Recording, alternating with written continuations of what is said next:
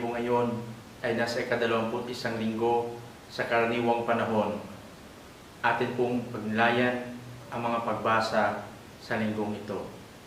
Atin pong simulan sa pamamagitan ng panalangin. Sa ngalan ng Ama, ng Anak at ng Espiritu Santo. Amen.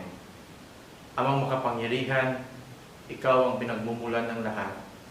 At sa iyong kabutihan, ibinahagi mo sa amin ang lahat ng bagay upang kami ay matulungang lumago, matuto, at magbahagi sa iba.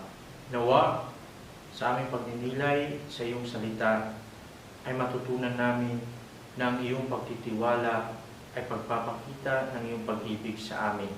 Ang lahat ng ito ay aming hinihilin sa ngalan ni Kristo na aming Panginoon. Amen. Sa ngalan ng Ama, ng Anak, ng Espiritu Santo. Amen. Ang ating mga pagbasa po sa linggong ito ay pinapaalalahanan tayo na alagaan ang mga ipinagkatiwala sa atin. Makikita natin na mayroong dalawang bagay kung bakit tayo pinagkakatiwalaan. Una, tayo ay nakitaan ng kakayanan.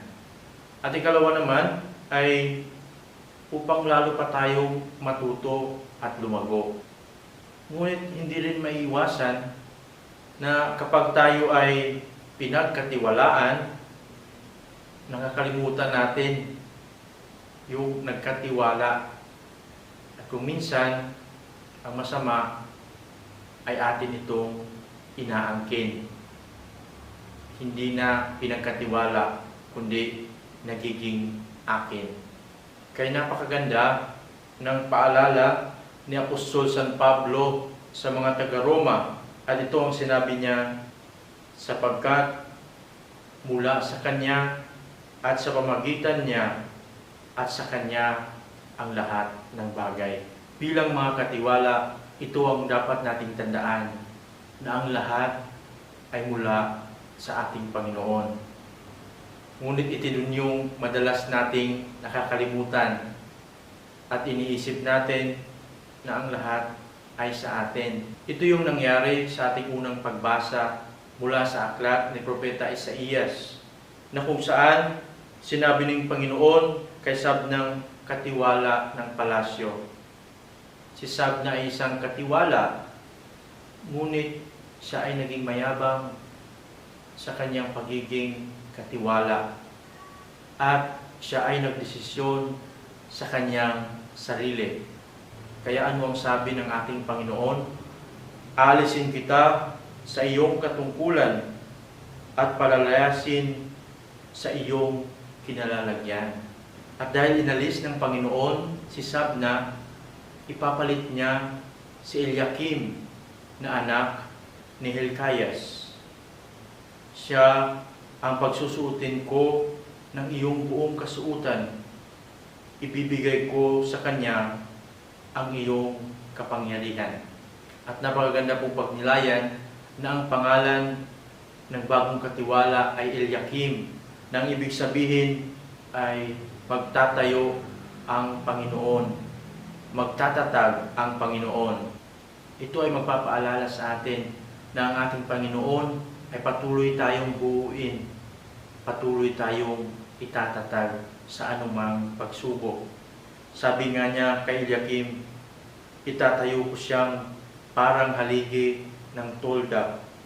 Itatayo ko ng matibay sa isang matatag na lugar, at siya'y magiging marangal na luklukan para sa sambayanan ng kanyang ama.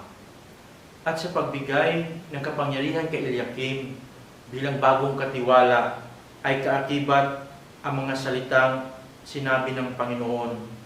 Ibibigay ko sa kanya ang susi ng bahay ni David.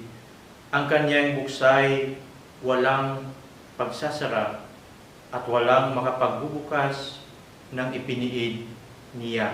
At ang mga salitang ito ay parang pamilyar sa atin, sapagkat ito yung mga salitang sinabi ng ating Panginoong Hesus kay Pedro.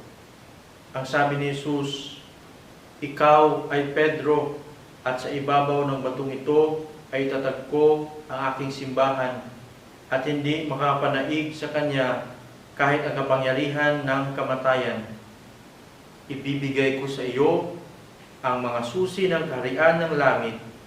Ang ipagbawal mo sa lupa ay ipagbabawal sa langit, at ang ipahintulot mo sa lupa ay ipinahintulot sa langit. Ang kapangyarihan bilang isang katiwala ay may kaakibat na tungkulin, hindi lamang para sa sarili, kung hindi para sa lahat. Kung ibig sabihin po ng pangalang Eliakim ay ang Panginoon ay magtatatag, ang ibig sabihin naman po ng Pedro ay bato, at dito sa batong ito itatatag ng Panginoon ang Kaniyang simbahan. Ito ay isang magandang paalala sa atin na tayo ay pinagkatiwalaan upang tayo ay maging isang matibay na pundasyon.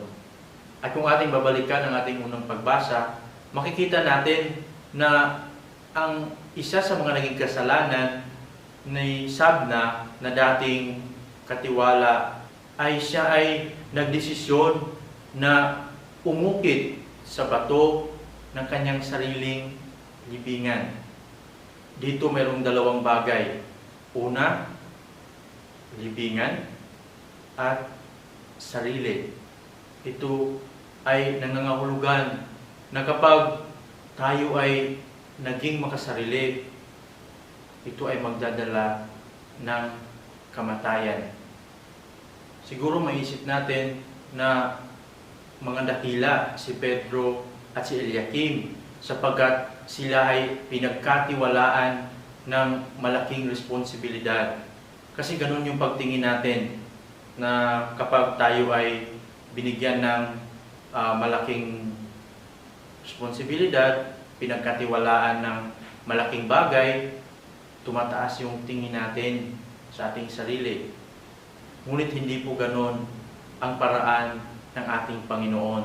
Nawa ay tingnan natin hindi sa laki ng responsibilidad na ibinigay sa atin, kung hindi kung ano ang Kanyang ipinagkatiwala sa atin.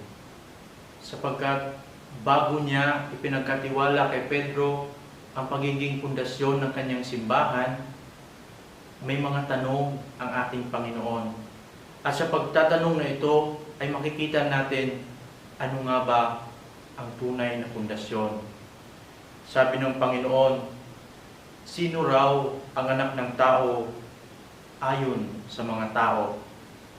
At ang mga apostoles ay may mga iba't ibang sagot. Ngunit may gusto pang malaman si Jesus. Kaya siya ay nagtanong, kayo naman, ano ang sabi ninyo?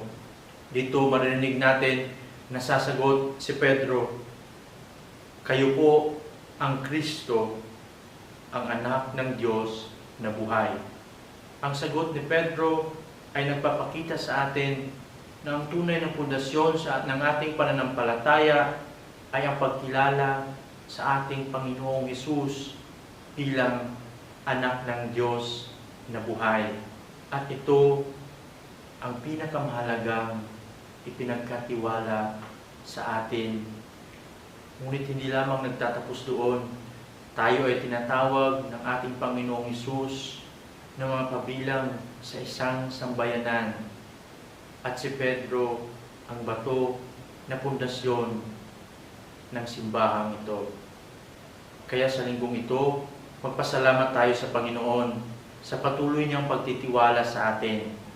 At kapag tayo ay talagang nahihirapan at nawawalan ng pag-asa, lagi nating tandaan na ang pundasyon ng ating pananampalataya ay ang pagkilala sa ating Panginoong Hesus at ang pananampalataya ng mga apostoles.